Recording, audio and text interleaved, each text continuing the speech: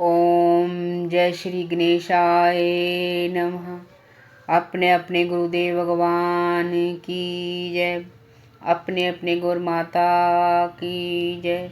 धन्य कार्तिक मास है, हरि भक्ति से भरा, जो शरण में हरि की आए, भव से होवे तारा। प्रेम से बोलिए श्री लक्ष्मी नारायण भगवान की जय। आज हम कर रहे हैं कथा का 31वां और 32वां अध्याय। ध्यान से सुनिएगा। ब्रह्मा जी कहते हैं, जो फल प्रमोदनी काशी के व्रत और जागरण से होता है, वह वाजपेय और अश्वमेध यज्ञों से भी नहीं होता। सो हे राजन, पापों को नाश करने वाली प्रमोदनी काशी का महात्म्य सुनो। भगवान कार्तिक में जैसे कथा आदि से प्रसन्न होते हैं, वैसे जाग आदि से नहीं होते। जो कोई रात्रि को जागरण करता है, कपूर से भगवान की आरती करता है, जहाँ दीप दान करता है, वह वैकुंठ को प्राप्त होता है। दही, दूध, घी और जल से जो भगवान को स्नान कराता है, वह मुक्ति को प्राप्त होता है। जागरण के समय वस्त्र दान करता है अथवा आभूषण दान करता है, उसको विष्णु लोक की प्राप्ति होती है। कार्तिक शुक्ल एकादशी को भक्ति भाव से भगवान को जगाएं। नृत्य, गीत, बाजा बजाना और चारों वेदों के मंत्र, भगवान की कथा, स्तोत्र, इनसे भगवान की महिमा गाएं। पुष्प, दीप, धूप, नैवेद्य से भगवान की पूजा करें और कहें कि ब्रह्मा, रुद्र और इंद्रादिक से पूजित भगवान उठिए। आपके जागने से संसार जागता है, आपके सोने से संसार सोता है। मेघ गए, दिशाएं निर्मल हो गई। अब शरद ऋतु के पुष्प ग्रहण करो। वैष्णव लोग एकादशी की रात्रि का शयन करावें, दिन को जगावें। जब एकादशी बीत जाए तो द्वादशी के दिन उपटन लगाकर पंचामृत से स्नान करावें, गुरुचिन्ह का तिलक लगावें, वस्त्र आदि पहनावें।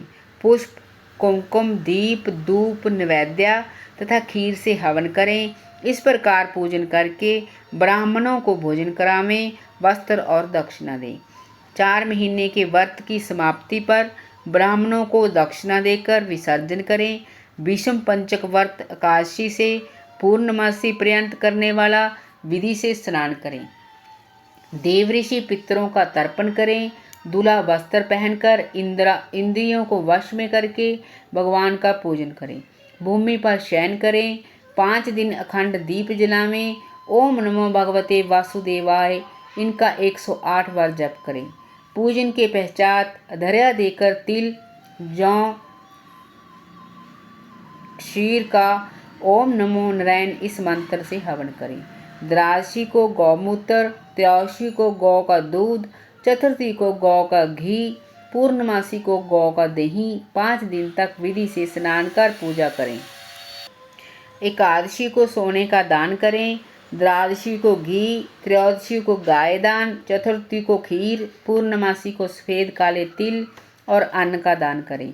पूर्णमासी को आंवले के नीचे श्राद्ध करने से हंस नाम वाला ब्राह्मण युधिष्ठिर हुआ। विषम पंचक में रोज विष्णु जी का तर्पण करना चाहिए। वसु के अवतार शांतनु के पुत्र, चंद्रवंश में उत्पन्न गोत्र, संस्कृत प्रवर वाले पुत्र रहत, सत्याव्रत गंगा के पुत्र, जन्म पर्यंत ब्रह्मचारी रहने वाले विष्णु जी का तर्पण करने से वर्ष भर के पाप नाश हो जाते हैं। स्वयं सवय होकर चारों वर्ण विष्णु जी का तर्पण कर सकते हैं। व्रत करने वाला पूर्णमासी तथा एकम को खीर से ब्राह्मण को भोजन करावें और आप भी भोजन करें। जय श्री राधे राधे। अब हम करेंगे कथा का 32वां अध्याय। सूत जी कहते हैं, ध्वजारोपण जाने के झंडी लगाना सब पापों को हरने वाला व्रत कहते हैं। ब्राह्मण, क्षत्रिय, वैश्य, इनमें से जो कोई भगवान के मंदिर में ध्वजा लगाता है, वह ब्रह्मादि देवताओं से पूजनीय होता है। गंगा जी का स्नान, तुलसी जी का पूजन, शिव जी का जय सब ध्वजारोपण के बराबर है। नित्य नियम करके विष्णु जी का पूजन करें। 2 स्तंभ दाता और विधाता का पूजन करें। हल्दी, अक्षत, चंदन से 20 हाथ भूमि लीप कर अग्नि स्थापित करें। घी और खीर से 108 आहुति देवें। ध्वजा को भगवान के मंदिर में ले जावें। स्तंभ युक्त ध्वजा विष्णु जी के मंदिर के द्वार व शिखर में बांधें। चंदन, अक्षत, पुष्प, धूप, दीप से विष्णु का पूजन करें। भगवान की स्तुति करें। हे चैतन्य रूप विष्णु, आप प्रसन्न होइए। आप सारे जगत में व्यापक हो। माया से मोहित लोगों को आप दूर दीख पड़ते हो। हे भक्त वत्सल जनार्दन, तुम्हें बारंबार नमस्कार है। इस प्रकार स्तुति कर विष्णु जी को नमस्कार करके ब्राह्मणों को भोजन करावें तथा दक्षिणा देवें।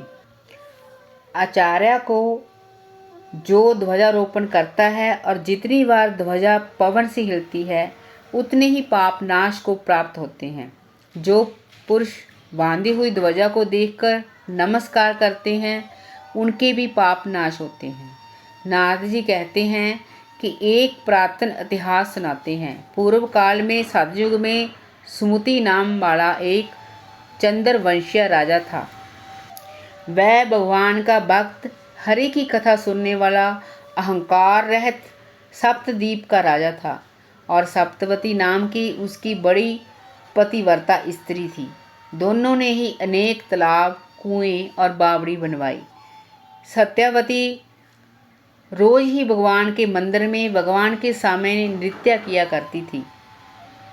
राजा भी कार्तिक शुक्ल द्वादशी को भगवान के मंदिर में ध्वजा बांधा करता था। एक समय राजा और रानी को देखने के लिए भीमाकड़ ऋषि आए।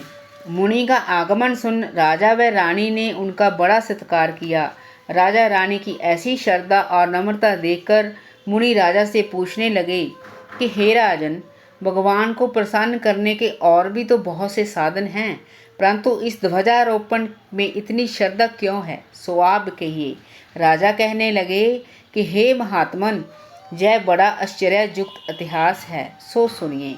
मैं पहले मालिनी नाम वाला कुमारगी, चुगली करने वाला, धर्म का दोषी, देवता और ब्राह्मणों के द्रव्य को हरने वाला, गौ और ब्राह्मण का नाश करने वाला, मांस आदि खाने वाला, चोर, लंपट तथा महापापी शूद्र था।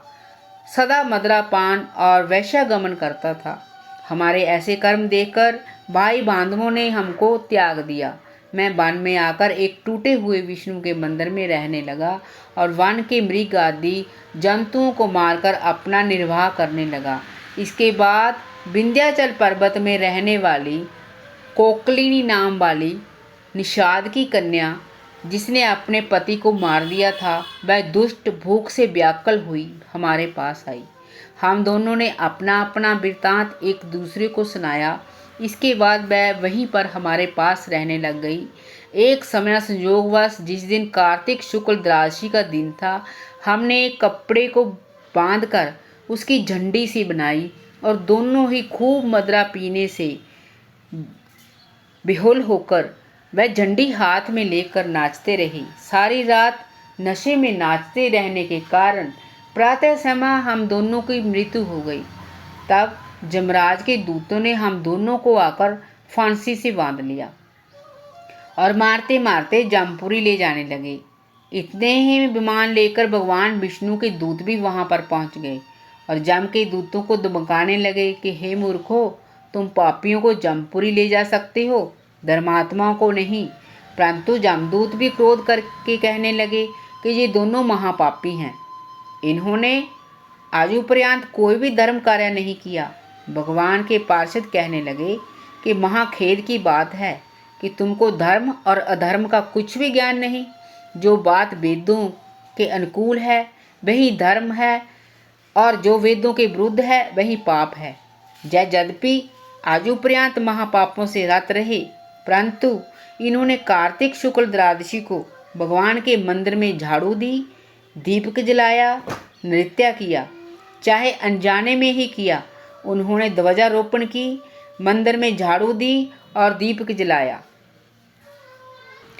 इनसे इनके सब पाप नष्ट हो गए, इसलिए जय विष्णु लोक में जाने योग्य हैं, जमपुरी में नहीं। राजा ने कहा। इतना कहकर भगवान के दूत हम दोनों को विमान में बिठाकर विष्णु लोक को ले गए। इसके बाद जहाँ मृत्यु लोक के श्रेष्ठ कुल में आकर राजा हुए। कोकलिनी नाम की निषाद कन्या जब मेरी रानी बनी।